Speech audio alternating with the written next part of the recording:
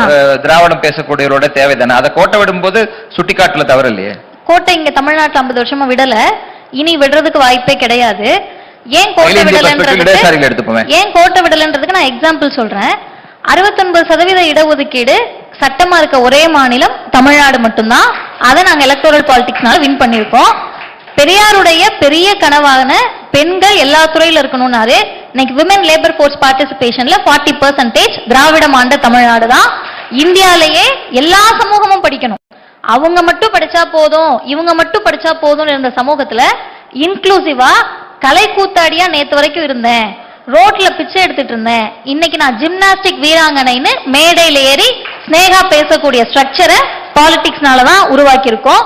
India முழுமைக்கும் கல்வி ஒருத்தருக்கு சொந்தம் கிடையாதுப்பா, எல்லாருக்கும் சொந்தம்னு சொல்லி 50% GER ரேஷியோவை திராவிடம் ஆண்டு தமிழ்நாட்டில் தான் நடைமுறைப்படுத்தியிருக்கோம். சோ இந்த சித்தாந்தம் எந்த இடத்துலையுமே பின் வாங்கல.